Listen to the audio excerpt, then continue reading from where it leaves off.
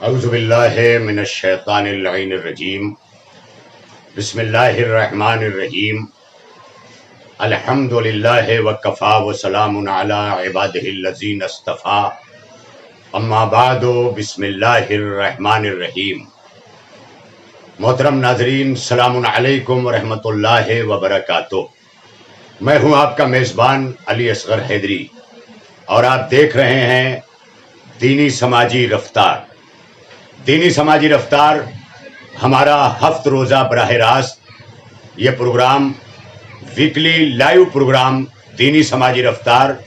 جس کا مقصد سوشل میڈیا پر ہونے والی دینی سماجی سرگرمیوں کا جائزہ اور اس پر بے لاگ بے لپیٹ تبصرہ۔ ناظرین، آپ کی خدمت میں عرض کروں کہ گزشتہ دنوں جو کل ہمارے کانپور میں، اتر پردیش کے مشہور صنعتی شہر کانپور میں آل انڈیا مسلم پرسنل لا بورڈ کی بیٹھک ہوئی۔ آل انڈیا مسلم پرسنل لا بورڈ کا سالانہ اجلاس جو کانپور شہر میں ہوا، یہ مسلم پرسنل لا بورڈ اپنے نوجوانوں کے لیے عرض کرتا چلوں کہ یہ تمام مسالک و مذاہب اسلامیہ کا ایک ایسا ادارہ ہے کہ جس میں تمام مسالک اسلامیہ کی بھرپور قیادت ہے۔ صاف شفاف چھوی کے لوگ اس کے بنیادی ممبران سے لے کر اس کے صدور تک سب کے سب ہمیشہ اور ہر دور میں اپنی مثال آپ رہے۔ گزشتہ دنوں آل انڈیا مسلم پرسنل لا بورڈ میں ہماری ملت کے مشہور و معروف عالم دین مولانا ڈاکٹر سید کلب صادق صاحب تابہ سراہ، جو اس دار فانی سے اپنے رب حقیقی سے جا ملے، یقیناً قوم و ملت کا بہت بڑا نقصان اور بہت بڑا خسارہ ہے۔ مولانا ڈاکٹر کلب صادق صاحب قبلہ نے پوری زندگی ملت کے درد کو محسوس کرتے ہوئے ملت کو جہالت کے دلدل سے نکالنے اور بے روزگاری کے ادھیر اور گھور اندھیرے سے نکال کر اجالے کی طرف لانے کی پوری زندگی انہوں نے صحیح کی، اور اسی کے ساتھ ساتھ شیعت کی نمائندگی بھرپور طریقے سے انہوں نے آل انڈیا مسلم پرسنل لا بورڈ میں نبھائی، اور مسلم پرسنل لا بورڈ نے ہمیشہ نائب صدر کے عہدے پر شیعہ عالم دین کو رکھا۔ ظاہر ہے کہ مولانا ڈاکٹر کلب صادق صاحب تمام مسالک اسلامیہ میں شیعہ سنی اتحاد کے بڑے علمبردار رہے۔ اسی کے ساتھ ساتھ انہوں نے ہندو مسلم اتحاد اور گنگا جمنی تہذیب کو بھی بڑھاوا دیا، اور ہر موقع پر انہوں نے اپنی زندگی میں رہتے ہوئے فرقہ پرستوں کے تانے بانے کو بکھیرا اور اس کی ہوا نکال کر کے رکھ دی، اور اس کے لیے آپ جیسا حکمت عملی رکھنے والا اور ملک کے اندر نفرتوں کا خاتمہ کرنے والی شخصیت مولانا ڈاکٹر سید کلب صادق تابہ سراہ کی رہی۔ ان کی جگہ خالی ہونے سے ایک عجیب سا خلا محسوس ہو رہا تھا، جسے بہت جلدی آل انڈیا مسلم پرسنل لا بورڈ نے محسوس کیا، اور اپنے رواں اجلاس میں مولانا ڈاکٹر کلب صادق صاحب کی جانشینی کے طور پر مولانا سید علی محمد نقوی مدظ اللہ العالی کو نائب صدر کے طور پر آل انڈیا مسلم پرسنل لا بورڈ کے اعلان کر دیا۔ اس کی تائید مولانا ڈاکٹر کلب صادق صاحب تابہ سراہ کے فرزند، لائق اور فائق بیٹے جناب ڈاکٹر کلب سبطین نوری صاحب نے کی، اور سوشل میڈیا کے اپنے بلاگ پر انہوں نے مولانا علی محمد نقوی صاحب کا خیر مقدم بھی کیا، استقبال بھی کیا، جو اس بات کا جیتا جاگتا ثبوت ہے کہ مولانا ڈاکٹر کلب صادق صاحب کے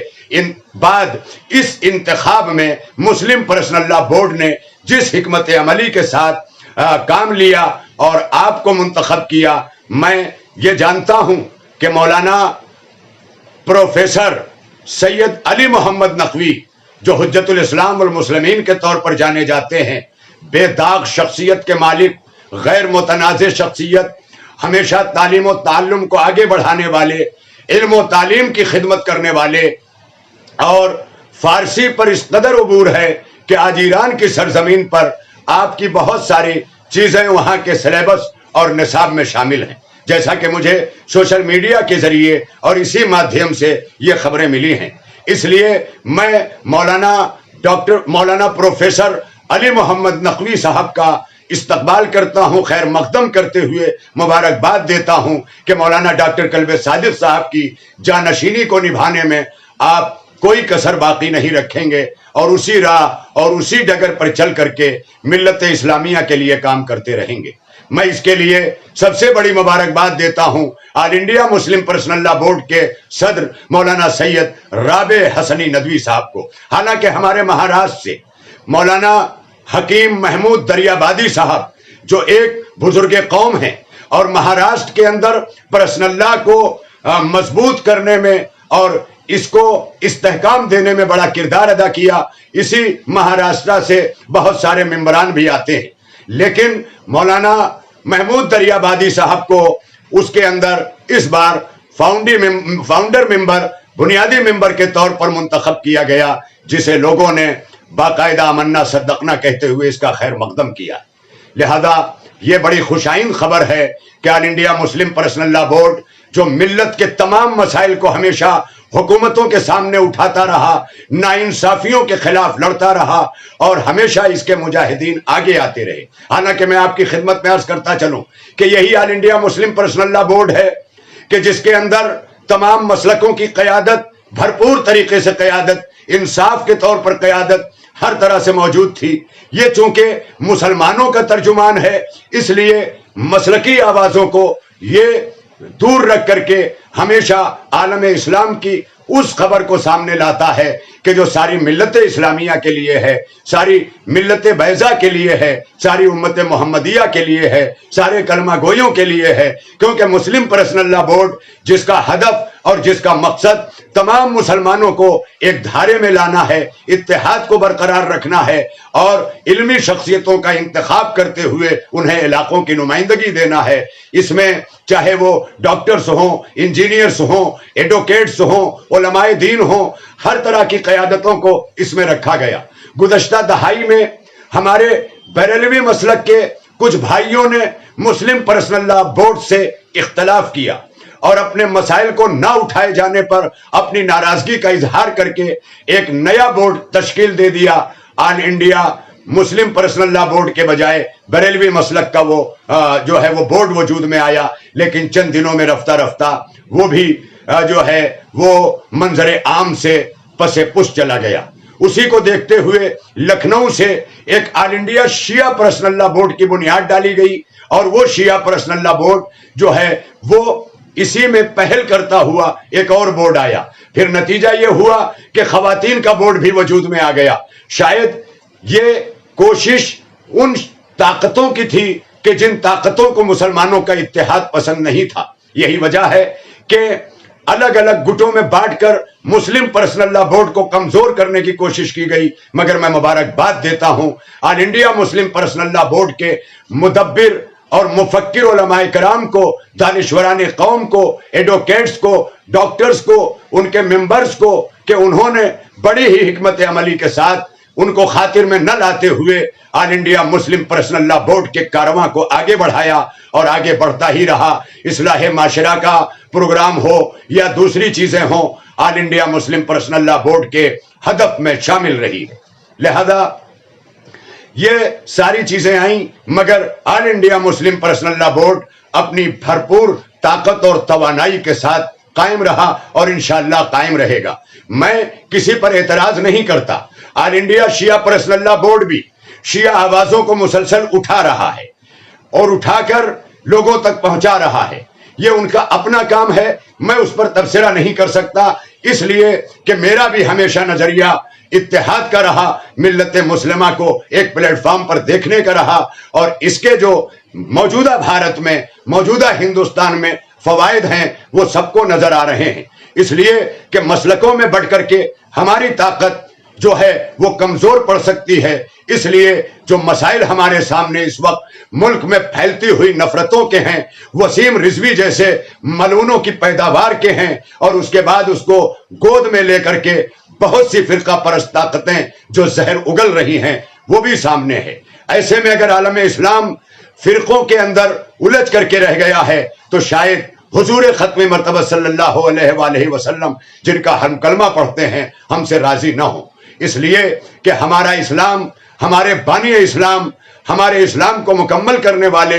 اور جن کے نام سے یہ ملت پہچانی جاتی ہے، یہ امت جانی جاتی ہے، وہ حضرت محمد مصطفیٰ صلی اللہ علیہ وآلہ وسلم ہیں جو خاتم النبیین ہیں۔ میں ایک شیعہ ہوں، حالانکہ ہمیشہ شیعوں پر مختلف قسم کے الزامات دیے جاتے ہیں۔ میں مسلم پرسنل لا بورڈ کو اس کے لیے کچھ نہ کہتے ہوئے یہ کہوں گا کہ مسلم پرسنل لا بورڈ قوم کے مفکروں، مدبروں، علماء، دانشوروں، روشن فکروں اور روشن ضمیروں کا ایک ادارہ ہے، لیکن سطحی طور پر اور دوسرے طور پر جو اپنی آوازیں بلند کرنے والے لوگ ہیں، میں ان کی خدمت میں یہ عرض کر دینا چاہتا ہوں کہ آپ کو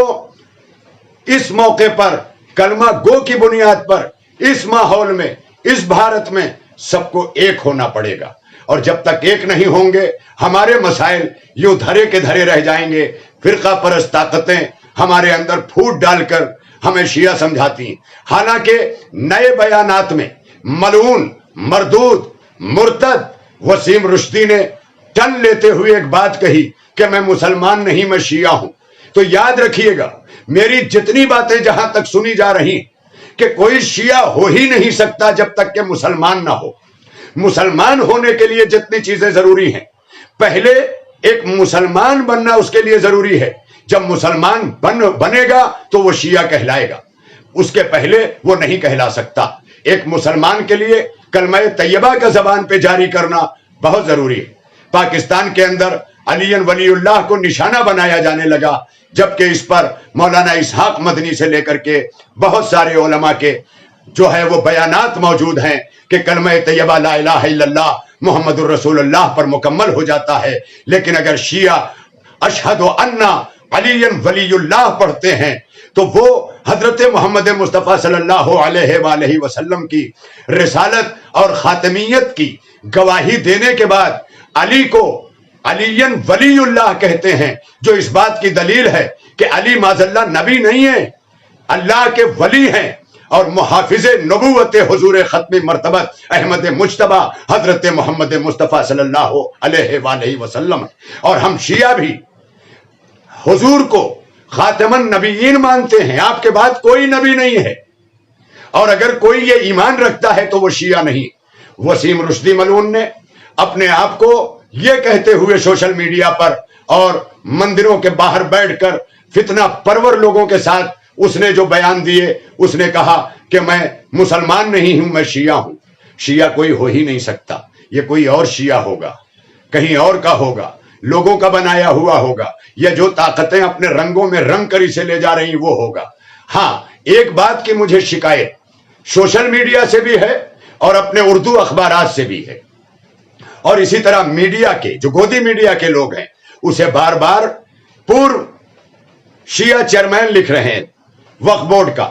سوال یہ پیدا ہوتا ہے کہ اسے سابق چیئرمین، حالانکہ اس میں اردو اخبارات بھی شامل ہیں جو نہ جانے کیا پیغام بار بار دینا چاہتے ہیں، وہ لکھتے ہیں سابق شیعہ وقف بورڈ چیئرمین، سابق شیعہ وقف بورڈ چیئرمین۔ تو سابق میں وہ کیا تھا اس کی باتیں چھوڑ دیجئے، حال میں وہ کیا ہے یہ دیکھیے۔ اس کو لے کر کے اگر لوگ شیعت کی طرف نشانہ سادھ رہے ہیں تو یا تو یہ جاہل ہیں یا نافہم ہیں یا ایسی طاقتوں کے اعلی کار ہیں کہ جو شیعت کو بدنام کرنا چاہتے ہیں۔ شیعت کے گھرانے سے کوئی تعلق نہیں ہے، شیعہ ایک غیرت مند قوم کا نام ہے، اور اسی غیرت کا ثبوت خود وسیم رضوی کے گھر والوں نے اور ان کے بھائی نے دیا ہے کہ ایسے لوگوں کا شیعت کے گھرانے میں نام درج نہیں کیا جا سکتا۔ انہوں نے اخراج کر دیا، تعلق توڑ لیا اور توڑ کر بتا دیا کہ جب وہ شیعہ گھر میں اور گھرانے میں نہیں رہ سکتا تو شیعہ قوم سے اس کا کیا تعلق ہے۔ لہذا میں مبارکباد دیتا ہوں اس کے گھر والوں کو کہ جنہوں نے خون کا رشتہ نہ دیکھتے ہوئے حضور ختم مرتبت احمد مجتبی حضرت محمد مصطفیٰ صلی اللہ علیہ وآلہ وسلم کی سیرت پر عمل کیا، اور تبت یدا ابی لہب، ابی لہب کے ہاتھ ٹوٹ جائیں، حالانکہ وہ رسول اللہ کا چچا تھا، لیکن جب اس نے رسالت کی مخالفت کی اور رسالت کے مقابلے میں آیا تو قرآن نے آیت بھیج کر کے یہ بتا دیا کہ رشتے جو ہیں اس کی بنیاد خون نہیں ہوتی ہے بلکہ رشتے کی بنیاد ایمان ہوتی ہے. جب وہ ایمان اور اسلام سے خارج ہو گیا تو اب وہ کسی کا رشتہ دار نہیں رہا. نہ ہم سے کوئی تعلق ہے، نہ اس کے گھر سے کوئی تعلق ہے، نہ گھرانے سے کوئی تعلق ہے. عزیزو، دوستو، آپ کی خدمت میں اس لیے یہ بات کرتا ہوا آیا تاکہ یہ بات سمجھ میں آتی رہے عالم اسلام کو کہ شیعت عالم اسلام کا ایک ایسا اٹوٹ حصہ ہے کہ جس شیعت کے بغیر تاریخ اسلام اور مسلمانوں کا کوئی بھی فرقہ مکمل نہیں ہوتا ہے. یہ الگ بات ہے کہ ہم نے کبھی کسی کے کفر کا فتویٰ نہیں دیا. شیعت نے ہمیشہ لین دین کے لیے، کھانے پینے کے لیے اور خرید و فروخت کے لیے فقط کلمہ طیبہ کو دیکھا کہ جو بھی کلمہ طیبہ اپنی زبان پر جاری کرے وہ مسلمان ہے، اور مسلمانوں کی بنائی پکائی ہوئی چیزیں، ان کے یہاں تیار کی ہوئی چیزیں ہمارے لیے قابل استعمال ہیں. الحمدللہ آج ہم شیعہ حضرات بڑے فخر کے ساتھ یہ بات کہہ سکتے ہیں کہ ہمارے یہاں چاہے وہ سحر و افطار ہو، چاہے روزمرہ کے استعمال میں کی جانے والی چیزیں ہوں، ہم ان حضرات کے ہاتھوں سے کبھی نہیں خریدتے کہ اسلام نے جنہیں نجس قرار دیا ہے. ہم ایسے نجس لوگوں سے کھانے پینے اور خوردنی اور استعمال کی چیزیں کبھی نہیں لیتے ہیں. لیکن ہم نے دیگر فرقوں کو کہ جو اکثر ہمارے کفر کے فتوے دیتے رہتے ہیں، یہ دیکھا ہے کہ ایسے نجس لوگوں سے خرید کر چیزیں نہ صرف کھاتے ہیں روزانہ کی زندگی میں، بلکہ اکثر افطار کرتے ہوئے بھی ہم نے دیکھا ہے، بازاروں میں خریدتے ہوئے بھی دیکھا ہے. الحمدللہ ہم یہ جانتے ہیں کہ اگر کافر اور مشرک اور مرتد نجس ہے تو ہم نجس ہاتھوں سے چیزوں کو لینا اور کھانا اور پینا اپنے مسلک میں، اپنی دینیات میں جائز نہیں سمجھتے. اور الحمدللہ ہماری اکثریت، ہماری بہت بڑی اکثریت، کوئی بہکے ہوئے 2-4% اگر لوگ ہیں یا کہیں پر اسلامی رواداری کی بنیاد پر معاملہ آ جائے کہ جہاں سے تعصب جھلکنے لگے، جہاں سے نفرت پھیلنے لگے، وہاں پر وہ چیزیں ہمیں کرتے ہوئے لوگ ملے، لیکن اس کے علاوہ ہمیں کہیں کوئی نہیں ملا. اس لیے میں تمام عالم اسلام سے دستبستہ یہ گزارش کرتا ہوں کہ کہیں سے بھی اتحاد کو ٹھیس نہ پہنچنے دیں. ہم سب کو حق ہے کہ اپنے اپنے مسلک کی دینیات پر، اپنے اپنے مسلک کی فقہ پر، اپنے اپنے مسلکوں کے بانی کے بتائے ہوئے راستے پر رہیں، لیکن ایک دوسرے کے خلاف ہم سفارہ نہ ہوں، کیونکہ اس کے لیے ہمیں جب باطل طاقتیں دیکھتی ہیں تو ہمیں مسلمان دیکھتی ہیں. افسوس تو یہی ہے کہ ہمارے بزرگوں سے لے کر اب تک سارے لوگوں نے یہی کہا ہے کہ ہم جب عالم اسلام کے لوگ کوئی اور ہمیں نشانہ بناتا ہے تو ہمیں مسلمان سمجھتا ہے، لیکن خود مسلمان ایک دوسرے کو مسلمان سمجھنے کے لیے تیار نہیں ہے. جس سے یہ بات ظاہر ہوتی ہے کہ کہیں نہ کہیں سے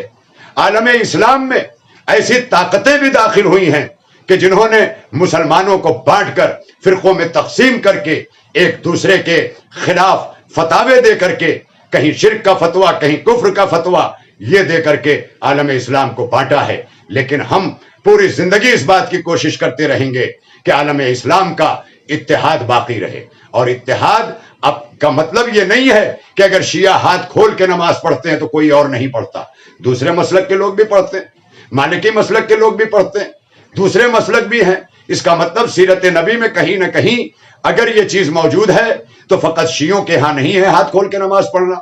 یہ الگ بات ہے، اس پر میں گفتگو نہیں کر رہا ہوں. میں یہ کہنا چاہتا ہوں کہ اتحاد کا مقصد یہ نہیں ہے کہ شیعہ اگر برادران اہل سنت کے ساتھ نماز پڑھ رہا ہے تو ہاتھ کھول دے، نہیں، ہاتھ باندھ لے، نہیں، ہاتھ کھلا رکھے.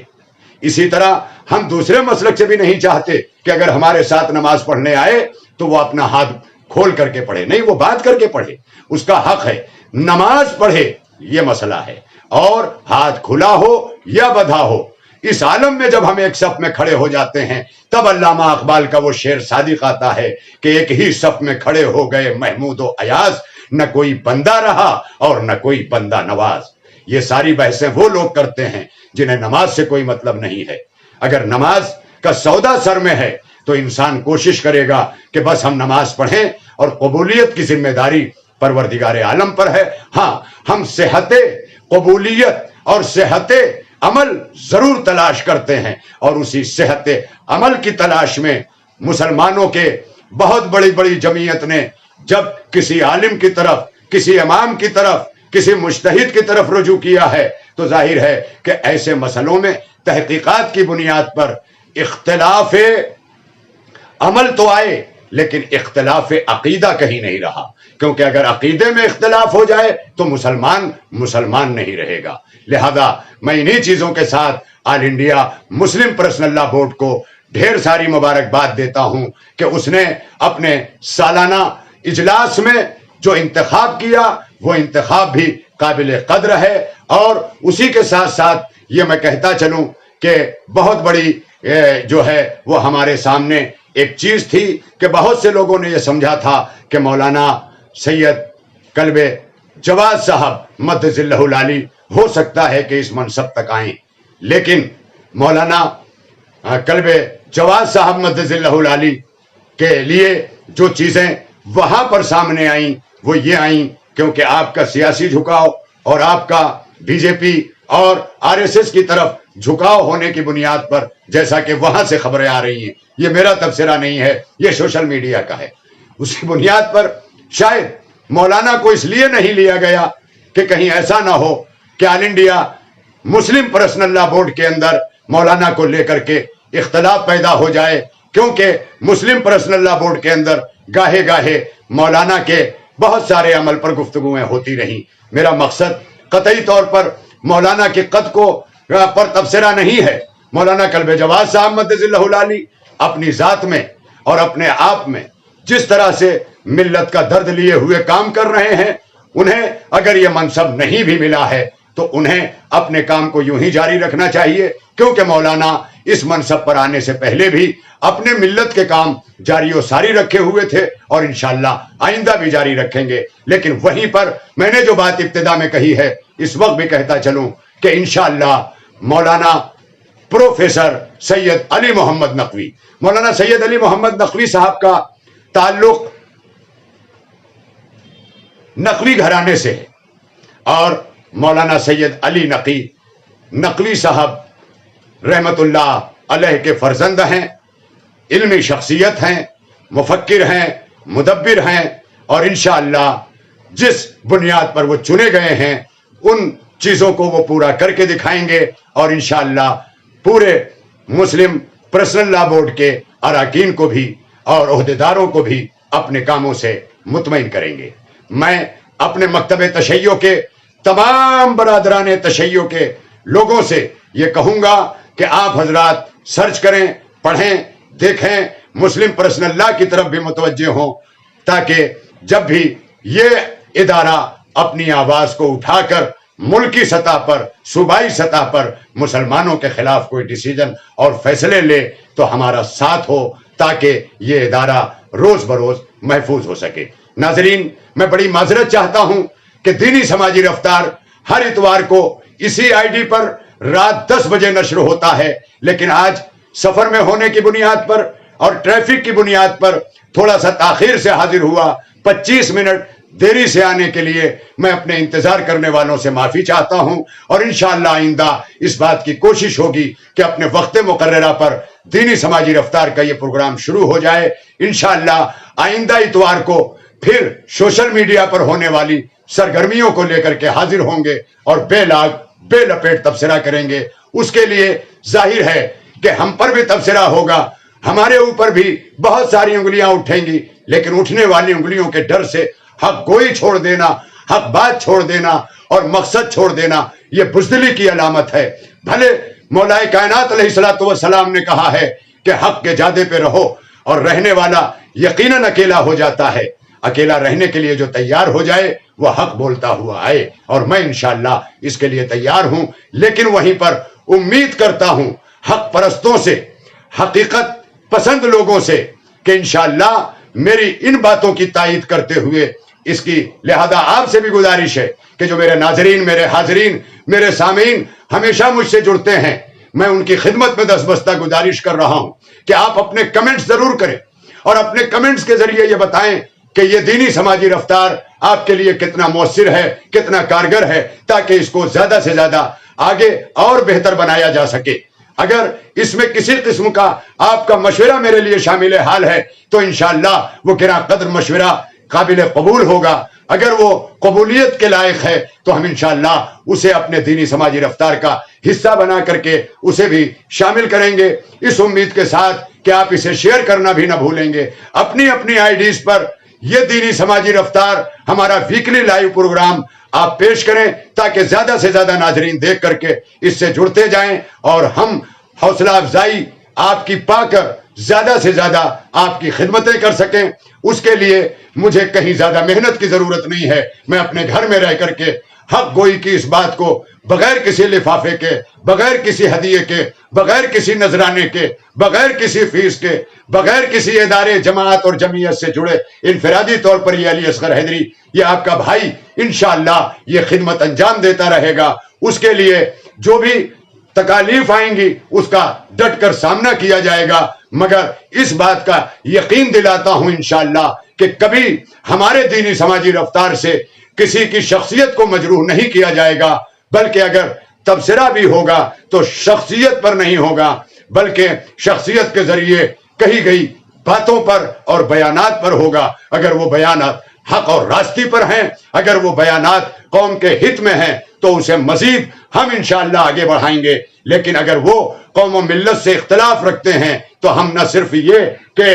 اس سے اختلاف کریں گے بلکہ آپ سب کو دعوت دیں گے کہ اس سے اختلاف کر کے آپ اپنے اتحاد کا ثبوت دیں. وآخر دعوانا ان الحمدللہ رب العالمین. سلامت رہیے. انشاءاللہ آئندہ ہفتے اتوار کو رات 10 بجے پھر دینی سماجی رفتار میں آپ سے ملاقات ہوگی. جب تک کے لیے آپ اپنا خیال رکھیے. مولا آپ کو اپنے حفظ و امان میں رکھے. آپ جہاں بھی رہیں سلامت رہیں، روزی روٹی برقرار رہے، اللہ رزق میں برکت دے، عمر میں برکت دے، صحت و سلامتی کے ساتھ رکھے، آپ کے بچوں کو پروان چڑھائے، آپ کے مسائل کو حل کرے. آپ کی جو بھی پریشانیاں ہیں پروردگار عالم بحق شہیدان کربلا انہیں دور کرے. ہم میں اور ہماری ملت میں اتحاد برقرار کرے. شیعت کے اندر جو بھی گٹ ہیں ان کے اندر بھی اتحاد کا لازمہ بہت ضروری ہے، لہذا وہ بھی ہوتا رہے. پروردگار عالم ہم سب کو اسی طرح سے توفیق دیتا رہے اور ہم حق کو سنتے رہیں، سناتے رہیں، لیتے رہیں اور پہنچاتے رہیں، کیونکہ یہی حقیقت ہے اور یہی زندگی ہے. ورنہ ایک دن سب کو اس دنیا سے اٹھ جانا ہے. جب تک سانسیں چل رہی ہیں ہم اس دنیا کے ہیں، جس دن سانسیں رک گئیں ہم اس دنیا کے ہیں. اس دنیا میں ہمارا اختیار ہے مگر اس دنیا میں ہمارا اختیار ختم ہو جائے گا، اور جہاں پر ہمارا اختیار ختم ہو جائے وہاں ہم مجبور محض ہیں. مگر وہاں بھی حضرت محمد مصطفیٰ صلی اللہ علیہ وآلہ وسلم اور ان کی ذات پاک کی آل پاک کی شفاعت کے منتظر رہیں گے کہ وہاں بھی جس طرح دنیا میں وہ ہمارا ساتھ دیتے ہیں، ہماری مدد کرتے ہیں، آخرت کے میدان میں بھی شفیع روز جزا بن کر کے ہماری مدد کریں گے تاکہ ہم خدا کے سامنے روبرو ہو کر کے اپنا چہرہ دکھا سکیں. اور خدا کا وہ وعدہ جو اس نے نیکوکاروں کو جنت کے طور پر کیا ہے، ہم اس جنت کو حاصل کر کے اپنی کامیاب دارین کو، دنیا و آخرت کو اللہ کے سامنے پیش کر سکیں. اسی کے ساتھ آپ سے گزارش ہے کہ علی اصغر حیدری کو بھی اپنی دعاؤں میں نہ بھولیے گا، اپنی دعاؤں میں یاد رکھیے گا تاکہ اسی طرح آپ کا یہ بھائی حق اور حقیقت کو پہنچاتا رہے. وآخر دعوانا ان الحمد للہ رب العالمین. اے رب جہاں، پنجتن پاک کے خالق، اس قوم کا دامن غم شبیر سے بھر دے.